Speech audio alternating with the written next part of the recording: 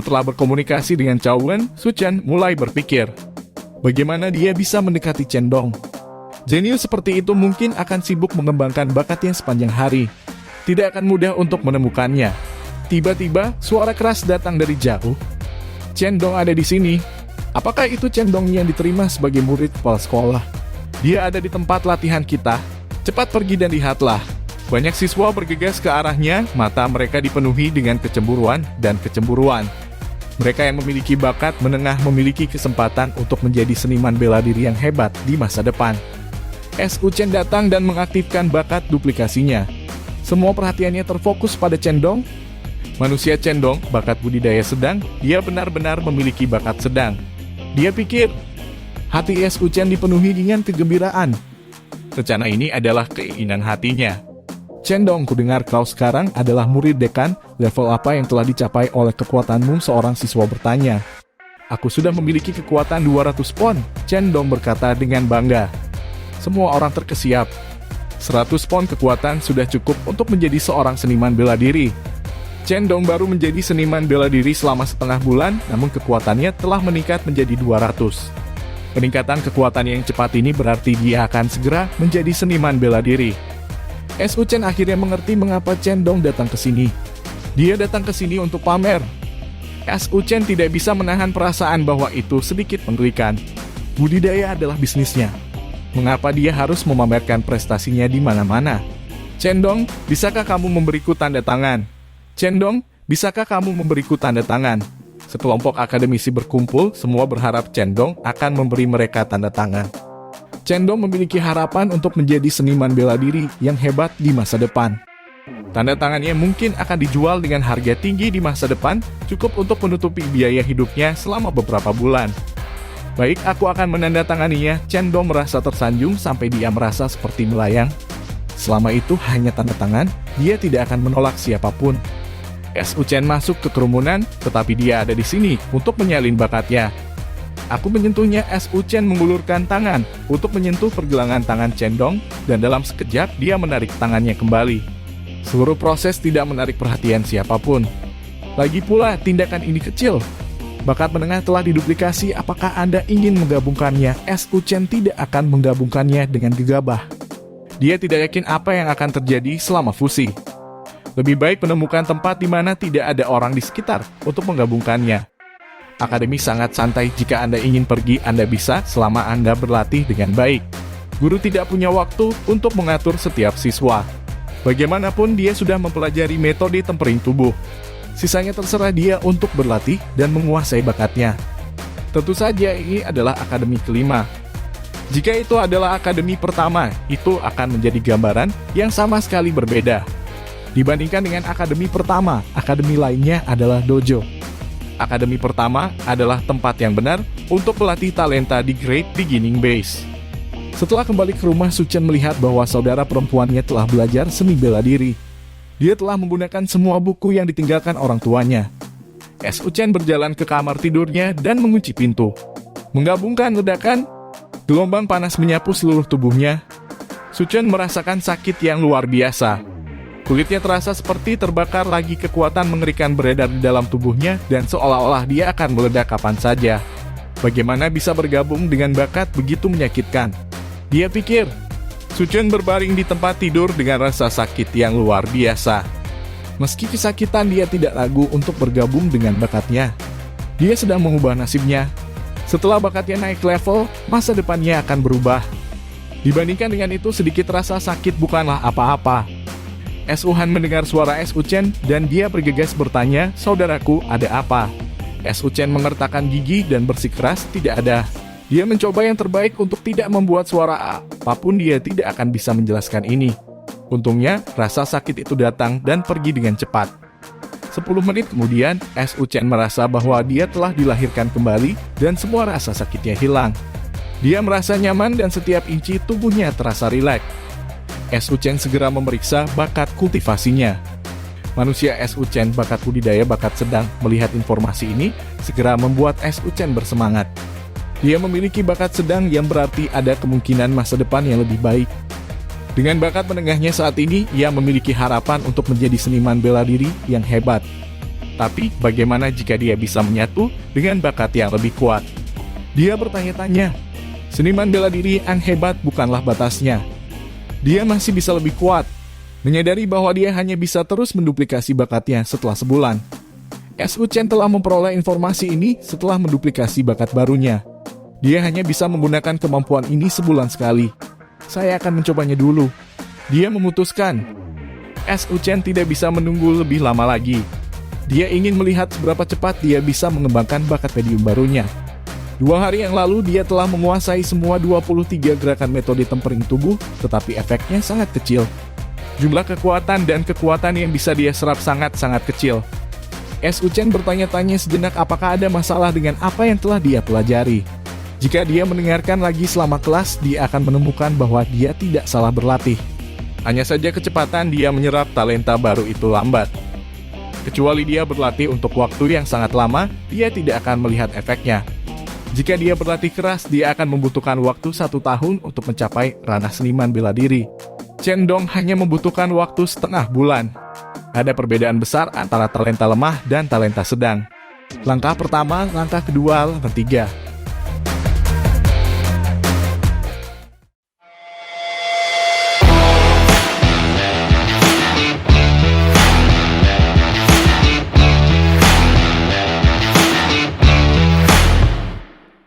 S.U. Chen berlatih metode tempering tubuh di kamarnya.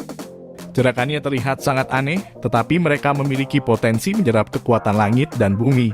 Jika dia ingin berlatih semua 23 gerakan, dia akan membutuhkan lebih dari setengah jam. Seluruh rangkaian gerakan hanya memiliki efek yang jelas padanya ketika dia duduk. Setelah hampir setengah jam, S.U. Chen telah menyelesaikan seluruh rangkaian gerakan tempering tubuh. Aliran panas mengalir ke tubuhnya. Kebugaran fisiknya meningkat. Dia tahu bahwa aliran panas ini adalah potensi tubuh manusia. Metode tempering tubuh dapat membantu secara efektif mengaktifkan kemampuan tubuh manusia dan melatih tubuh manusia untuk bertahan secara ekstrem. Tentu saja, tubuh tidak bisa dieksploitasi secara berlebihan. Ada pembatasan ketat pada penggunaan metode temper tubuh. Seseorang hanya bisa melatih tubuh paling banyak 10 kali sehari. Ini adalah kesimpulan dari pendahulu yang tak terhitung jumlahnya. Berlatih lagi dan Anda bisa melukai tubuh Anda. Bakat sedang beberapa ratus kali lebih kuat dari bakatmu sendiri. Tidak heran kekuatan Chen Dong meningkat begitu cepat. Pikir S.U. Chen. S.U. Chen sangat puas dengan realisasi ini. Ini hanya bakat menengah. Di atas itu ada talenta kelas tinggi yang lebih kuat. Dia bertanya-tanya pada dirinya sendiri berapa tingkat peningkatan seorang jenius. Setiap hari S.U. Chen tahu bahwa dia masih perlu bekerja lebih keras. Setelah melakukan teknik penempaan tubuh 3 kali dalam satu napas, S.U. Chen merasa sangat panas. Dia merasa bahwa dia pasti telah mencapai batas latihannya dan tubuhnya perlu istirahat. Dia basah kuyup oleh keringat dan ada beberapa kotoran hitam di permukaan kulitnya yang dikeluarkan dari tubuhnya melalui keringatnya. S.U. Chen mandi dan makan. Nafsu makannya meningkat pesat dan dia makan 5 porsi besar sekaligus. Memperhatikan teknik tempering tubuh membutuhkan banyak energi, jadi dia harus makan lebih banyak untuk menebusnya. 1 bulan kemudian sangat sedikit orang yang akan datang ke hutan di belakang akademi kelima. Oleh karena itu tempat itu menjadi tempat latihan S.U. Chen. Hai S.U. Chen berolahraga. Dia sudah berkultivasi 10 kali dengan teknik tempering tubuh hari ini. Dia berjalan keluar dari hutan dan kembali ke tempat latihan. Ada banyak batu besar di tempat latihan yang digunakan untuk menguji dan melatih kekuatan seseorang. Beberapa dari batu-batu itu beratnya 100 pon, beberapa beratnya 200 pon, dan beberapa beratnya 300 pon. Jika seseorang dapat mengangkat batu seberat 100 pon ke atas kepalanya dan menahannya selama 3 detik, itu berarti dia memiliki kekuatan 100 pon. Demikian pula untuk dapat mengangkat batu seberat 300 pon berarti seseorang memiliki kekuatan 300 pon. Metode semacam ini adalah cara sederhana dan langsung untuk menguji kekuatan seseorang. Setelah berlatih teknik penempaan tubuh selama seminggu, S.U. Chen telah mengembangkan kekuatan 100 pound dan telah mencapai kualifikasi seorang seniman bela diri. Kekuatan Chen Dong akan mencapai 200 pound sekarang, pikir S.U. Chen dalam hati. Tentu saja S.U. Chen tahu bahwa Chen Dong telah berkultivasi di bawah bimbingan kepala sekolah, jadi dia akan meningkat lebih cepat. Namun, dia masih tidak puas. Bakat S.U. Chen menggabungkan bakat penengah dengan bakat lemah. Sebenarnya dia bahkan lebih kuat dari Chen Dong. Selama sebulan, Su Chen tidak mengendur sama sekali. Setiap hari dia telah menyelesaikan teknik tempering tubuh 10 kali. Ini adalah proses yang sangat menyakitkan. Kebanyakan orang bisa berlatih 3 atau 4 kali sehari jika mereka mampu. Su Chen memperkirakan bahwa Chen Dong akan beruntung jika dia bisa menyelesaikannya 7 atau 8 kali sehari. Kekuatannya tidak bisa meningkat secepat miliknya. Su Chen duduk di samping tempat latihan dan beristirahat sebentar. Setelah dia memulihkan kekuatannya, Su Chen perlahan berjalan ke depan batu seberat 200 pon. "Kerahkan kekuatanmu," teriak Su Chen. Dia memegang batu besar itu dengan kedua tangan dan mengerahkan seluruh kekuatannya, berhasil mengangkatnya tepat di atas kepalanya. Setelah mempertahankannya selama 3 detik, Su Chen membuang batu itu dan duduk di tanah, terengah-engah. Dia memiliki kekuatan 200 pound. Ini adalah awal yang sangat baik. Dia tahu bahwa dengan bakat menengahnya saat ini, jika dia bekerja keras selama setahun, dia bisa menjadi seorang pejuang. Su Chen beristirahat sebentar lagi sebelum meninggalkan akademi dan kembali ke rumah. Meski sudah malam, masih banyak toko di jalanan yang masih buka untuk bisnis. Lampu terang mereka tidak menunjukkan keterlambatan cahaya sama sekali. Dunia saat ini tidak lagi memiliki listrik. Dikatakan bahwa di beberapa pangkalan skala besar, ada ahli yang menggunakan bakat vitalitas mereka untuk menggantikan listrik, menciptakan kembali kejayaan peradaban manusia sebelum kiamat. Namun hal semacam ini tidak ada hubungannya dengan Great Beginning Base. Sebuah pangkalan kecil seperti mereka menyalakan lampu minyak dan lilin di malam hari. Saat Su Chen berjalan di jalan, dia merasa aneh. Tiba-tiba seseorang berteriak, "Ada binatang buas lari untuk hidupmu. Binatang buas ada di sini." Untuk sesaat, seluruh jalan dipenuhi ketakutan. Binatang ganas, Su Chen tercengang. Dia belum pernah melihat binatang buas sejak transmigrasinya. Binatang buas itu sangat menakutkan. Mereka bisa langsung membunuh orang biasa. Hanya ahli yang telah mencapai tingkat seniman bela diri yang bisa melawan binatang buas. Di batas terluar pangkalan permulaan besar ada tembok yang melindungi orang dari binatang buas. Namun binatang buas sering menerobos tembok dan menyelinap ke kota. Saat malam seperti ini sangat berbahaya. Jika orang biasa bertemu dengan binatang buas, mereka pasti akan mati. Cepat pulang, Su Chen buru-buru bergegas pulang. Tempat ini tidak jauh dari rumahnya dan saudara perempuannya masih ada di sana. Saat Su Chen berlari, dia melihat sosok seputih salju bolak-balik di ujung jalan. Setiap serangan berarti bahwa kehidupan manusia telah diambil darinya. Kecepatannya sangat menakutkan.